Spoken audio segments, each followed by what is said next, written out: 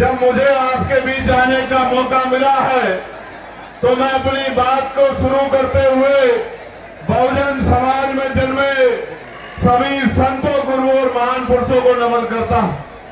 प्यारे साथियों, महामानव तथागतपुर से लेके जगत गुरु सतगुरु रविदास जी महाराज, गुरु कबीर जी, गुरु नानक जी, संत गाडगे जी महाराज, गुरु वाल्मीकि जी, नारायण गुरु, राष्ट्रपिता ज्योतिबा फूले, छत्रपति साहू जी महाराज, डॉक्टर बाबा साहब अम्बेडकर, मान्यवर साहब श्री काशीराम, महामना रामसु वर्मा, चौधरी महाराज सिंह भारती, जननाथ कपूरी ठाकुर, बाबू जगदेव प्रसाद कुशवाहा, तमाम हमारे महापुरुष जिनमें शिवलाल संत रामवीर प्रजापति जी, संतू जी लाल जी, महाराजा बिजली पासी जी, मां उदयदेव पासी जी, महाराजा सुहेलदेव जी और जौनपुर के गब्बर कहे जाने वाले अमर शहीद बाकेर चमार जी को भी मैं आज नमन करता हूं। इस महान धरती से एक ऐसे नायक जिन्होंने आजादी के गदर में 1857 के समय अपनी टीम के जरिए अंग्रेजों के पैर उखाड़ दिए थे, जिनको गब्बर की उपाधि दी गई, जिनके नाम से अंग्रेज कांपते थे, ऐसे अमर शहीद जिनको भुला दिया गया, वाकई चमार जी को पूरे याद करता हूं। प्यारे साथियों, आज के कार्यक्रम को सफल बनाने के लिए जो मेहनत की गई है, उनमें हमारे प्रदेश के अध्यक्ष भाई सुनील कुमार चित्तौड़ जी, विनय सागर जी, गोरखनाथ बोध जी, जावेद इकबाल जी, मनोज कुमार यादव जी, अनिल फेटर जी, सुनील लंकेश जी, विवेक कुमार राघव जी, बहन सुनीता जी, जियालाल प्रजापति जी, आशुतोष कुमार जी, अजय जी, अरविंद जी, प्रदीप कुमार जी, के गौतम जी, जितेंद्र भारती जी, भानु भारती जी, रत्नेश जी, भाई राजीव रियाज जी, सुनील पटेल जी, राजेश गौतम जी, मुकेश जी, पवनेश जी, संदीप सोनकर जी, रविकांत जी, विजय आजाद जी, सत्येंद्र गौतम जी, डॉक्टर सुमन जी, साहब सौरभ जी, भाई अनिल कुमार गौतम जी, डॉक्टर संजय वर्मा जी, मुकेश वाल्मीकि जी, सुशील सागर जी, आकिब जफर जी, तनवीर हसन जी, भोला पटेल जी, कवरेज अहमद जी, भाई सरोज जी, तनवीर अंसारी जी और भाई एसपी माधव जी, शैलेंद्र कुमार जी, राजमणि पटेल जी, राकेश सिद्धार्थ जी, हीरा लाल जी, अहद भाई, इरशाद भाई, उदय प्रताप जी, डॉक्टर शमशेर जी, इंजीनियर राहुल जी, चंदन सिंघानिया जी, समरजीत पटेल जी, अमन जी, अजय जी, अनिल कुमार जी, अच्छे लाल जी, नूर आलम जी, नीलेश जी, दीपक जी, आनंद जी, रमेश जी, राजा जी, प्रमोद जी, चंद्रसेन जी का मैं बहुत बहुत धन्यवाद करता हूं। प्यारे साथियों, मैं अगर आज सबसे ज्यादा किसी का धन्यवाद करना चाहता हूं तो अपनी मातृशक्ति का करना चाहता हूं, अपनी माओं का, बहनों का, बच्चियों का, और इसलिए धन्यवाद करना चाहता हूं इसलिए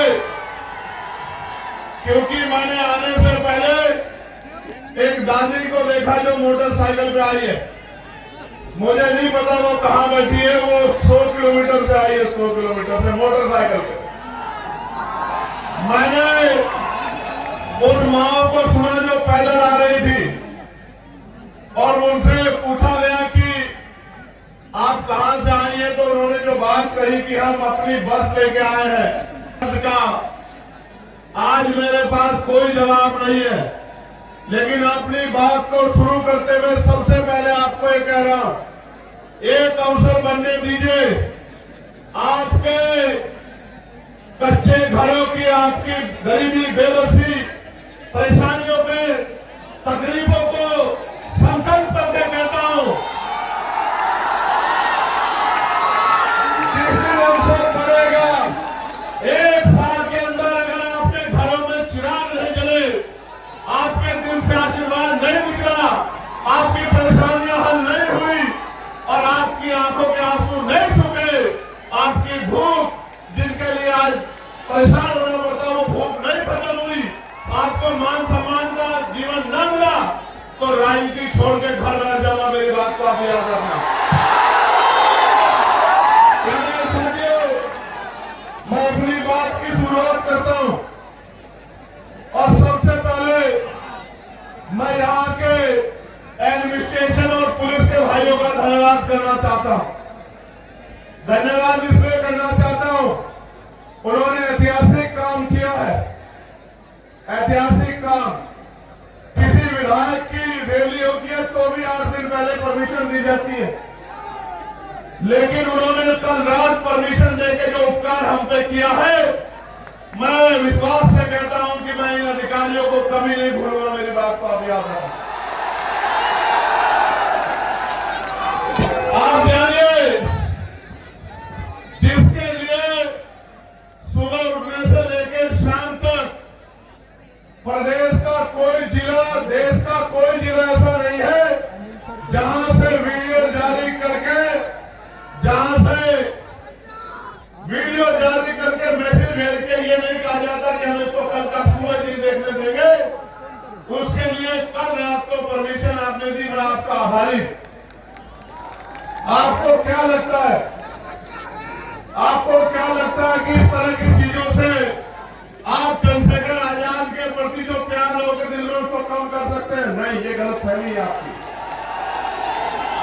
आप अगर आज सॉरी परमिशन देते और ये टेंट भी नहीं लगता, एक कुर्सी में खड़े होकर भाषण देकर अपने लोगों को कह के जाता कि याद रखना मेरी बात को। मैं किसी धन्ना सेठ का बेटा नहीं हूं, किसी व्यापारी का बेटा नहीं हूं, किसी नेता का बेटा नहीं हूं, एक प्राइमरी स्कूल के हेडमास्टर का बेटा हूं। संस्कार है मेरे अंदर, मैं गरीबों का दर्द जानता हूं और फिर कह रहा हूं, एक बार पैदा होता है आदमी, एक बार मरता है। ना मैं दोबारा पैदा हो सकता हूं, ना मैं 2 बार मर सकता हूं। एक दिन मुझे भी जाना है, लेकिन अगर जब तक जीवन है मैं इनके हक अधिकारों के लिए लड़ता रहूंगा। इस बात को शासन, प्रशासन और सरकार भी याद रखे। मेरी बात को याद रखें। आप मेरी बात को सुनो, मेरा मन चले तो एक शब्द ना कहूं और ऐसे ही चला जाऊं, लेकिन जब आया हूं तो अपनी बात कहना चाहता हूं, क्योंकि गर्मी इतनी है। मेरे ऊपर तो टेंट लगा है, लेकिन मेरी माए बहने, मेरे भाई, मेरे बच्चे, मेरे छोटे नौजवान साथी, बड़े बुजुर्ग गर्मी में है, पसीना आ रहा है। मैं तो जानता हूं लोग पैसे पे नहीं जाते, खाने पे, मिठाई पे, शराब पे नहीं जाते, और आप अपने इस बेटे को इज्जत, प्यार, आशीर्वाद देने के लिए गर्मी में बैठे हो। नहीं है मेरे पास आज आपको देने के लिए बहुत कुछ नहीं है, लेकिन इस मंच से कह रहा हूं, मेरे खून का कतरा कतरा भी अगर आपके लिए बह जाएगा तो उफ नहीं कहूंगा। मेरी बात को आप याद रखना। प्यारे साथियों, मैं कुछ समय इस गर्मी का आपका लूंगा, क्योंकि बहुत महत्वपूर्ण बात आपसे करनी है और आपने भी अपना काम छोड़ा है। एक एक पैसा इकट्ठा करके आपने इस रैली को सफल बनाने का प्रयास किया। प्यारे साथियों, मैं अपनी बात को शुरू करते हुए सबसे पहले भदोही के लाल धीरज कुमार गुप्त जी को आदरांजलि अर्पित करता हूं। भदोही का जो लाल धीरज कुमार जी थे, जिन्होंने 2023 में अग्निवीर ज्वाइन किया और 18 फरवरी को जम्मू कश्मीर में वो शहीद हो गए। ये शहीद जिस परिवार से होता है, उस परिवार को तकलीफ का एहसास होता। लेकिन आप ये समझिए, उस शहीद भाई को आज याद करना इसलिए जरूरी है क्योंकि पहले आर्मी की नौकरी पक्की होती थी। केंद्र की सरकार ने अग्निवीर के जरिए 4 साल की नौकरी करके जिस तरह से सेना का मनोबल गिराने का काम किया और नौजवानों में जो राष्ट्रभक्ति की भावना जिसको कमजोर किया, देश इस निकम्मी सरकार को कभी माफ नहीं करेगा। मेरी बात को आप याद रखना।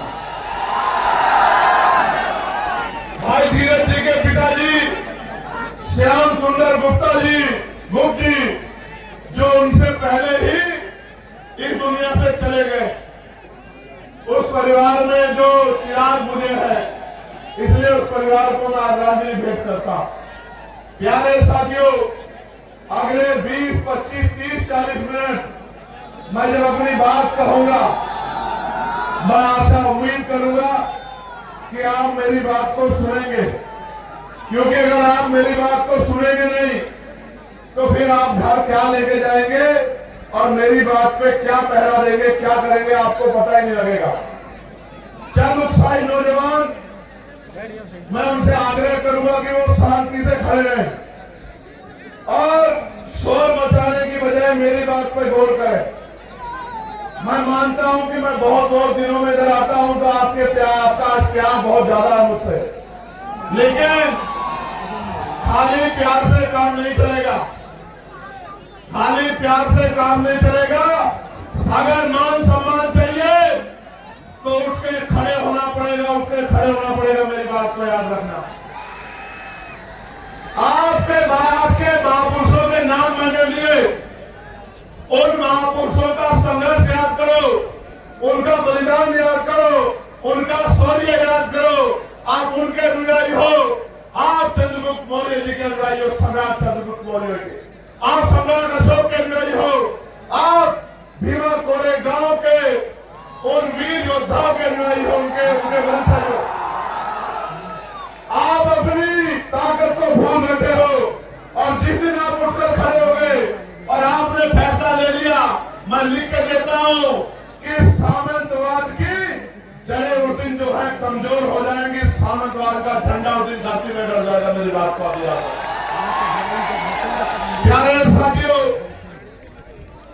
आज मैं यहां बहुत बातें कहने आया था, लेकिन आज मैं यहां चुनावी भाषण में बात नहीं करूंगा। आज मैं यहां अपने दिल की बात कहूंगा और वो ये है कि मैं उन नौजवानों की बात करने के लिए आया हूं जो डिग्रियां लेके सड़कों पे घूम रहे हैं, लेकिन रोजगार नाम की चीज उनके पास नहीं। आज मैं उन माओ की, उन बड़े बुजुर्गों की, मेरे अभिभावकों की बात करूंगा जिन्होंने अपना खून, अपना पसीना, अपना पेट